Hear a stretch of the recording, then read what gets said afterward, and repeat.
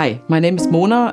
I am a German living in the US right now. My story is the story of an expat. I moved because of work. However, I'm also a daughter of two immigrants and parents that fled the war. So it's not just my story that I'm going to tell you today, but also the story of my parents and my family. My mom was Middle Eastern and my dad German. They met outside of their own home countries and fell in love and moved to Germany. This is where my brother and I were born. And my journey far from home also started already in my home country in Germany.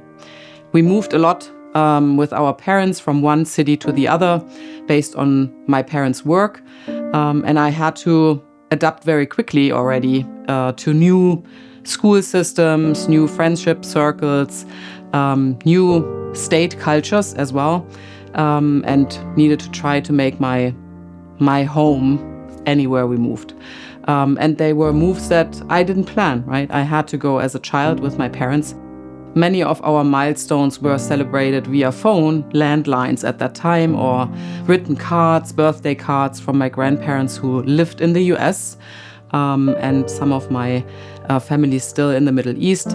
So I also knew that I needed to preciously enjoy the single moments that we had with our family. And that was, I think, something that defined me as a person and allowed me to adapt quickly, respond to changes, connect with people quickly, recognize what home really means. It's not a physical home, it's the place that you feel loved and a sense of belonging.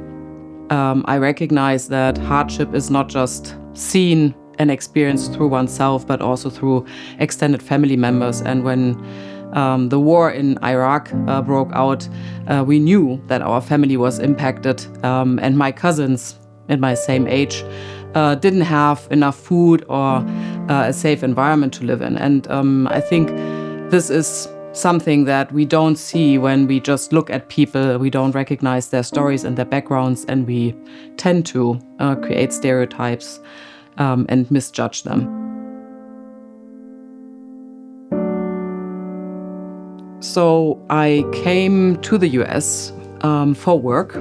I work for a German company, and I was sent to the US for a global project. Obviously, English is my second language, not my native language. I actually had more colleagues and also more people around me compliment the fact that I speak a second language and that it is admirable to speak a second language and to also, take that leap of faith and live in a different country.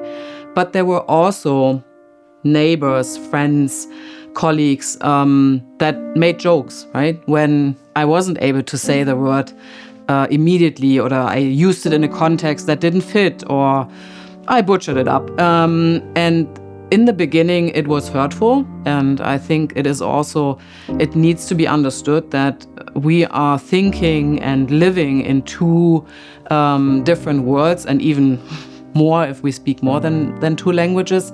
And to recognize that, I think to be appreciative about it is super important. So I carry the German and the US citizenship, and I'm very proud of that. I didn't let go of my original heritage, and I was able to make a conscious decision to live and contribute to the United States as well. But in between, I was also able to experience two different cultures like the UK and also China. That is my biggest culture shock, obviously.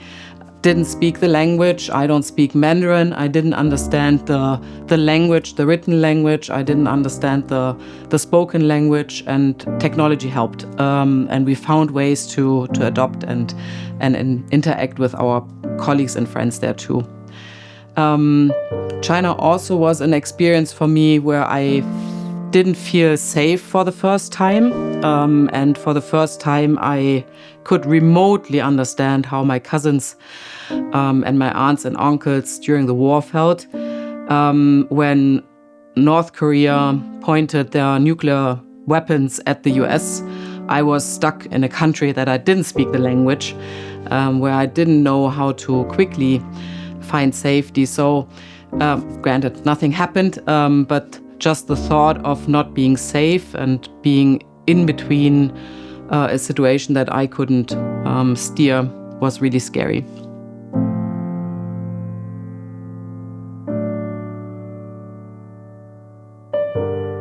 I lived in 4 different countries. I met many different people. I visited cities that, many others have not seen. But there's also a darker side to all the excitement and the beauty of it. There is a lot of loss that we experience when we move due to work or other reasons. Loss for me, the biggest loss obviously is that I had to be away from my mom and my brother. I lived in a different country. They weren't able to experience major milestones with me. I got married in Vegas and my mom was watching through a video live stream. Yeah, so we had a different experience of those big milestones. But I think the biggest part is for me that I had to be very intentional also to spend a lot of time with my mom when she was aging. My mom was 84 and she used her iPad like a 13-year-old. So we FaceTimed a lot. We used WhatsApp and I shared pictures with her on, almost a daily basis. So you find ways to bridge it and to connect and make it work. But the last 2 years were very hard on her health and she was declining.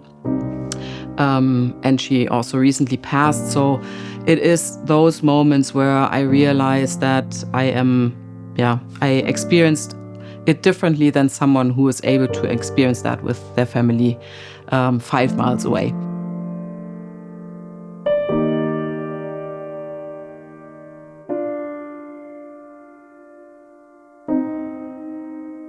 When I got sick a few years ago, I had 3 friends here in the US that were loose acquaintances, but really stepped up and helped me navigate through a surgery recovery that I would not have, I think dealt with in the way that I was able to recover based on their support. They were grocery shopping for me. They were helping me with doctor visits. They were navigating through all the anxiety and fears that I had stemming from a health issue. Think about the many people that I've met and I have as acquaintances now around the world. That is obviously a beautiful thought, but it's also something that comes with loneliness and comes also with the fact that everyone lives their own lives in their own city, in their own country, and we tend to stay more connected and more close to the ones that are in our immediate reach, that we can meet for a coffee, that we can meet for a brunch, as the Germans like to do on a Sunday. And if you don't have that anymore, you are by yourself. I am with myself, with my own thoughts, my own anxieties, my worries. And I really had to learn with big moves in different countries to really be very specific with the people that I want to spend time with, and also to be very open and very frank in the needs and desires that I have in a friendship. I have celebrated a lot of Thanksgiving, not with my family, but I've celebrated it with friends and neighbors. They opened their doors, they opened their family systems to me and my family, and we were able to spend time with them and experience the sense of belonging, this nurturing, celebration with others then.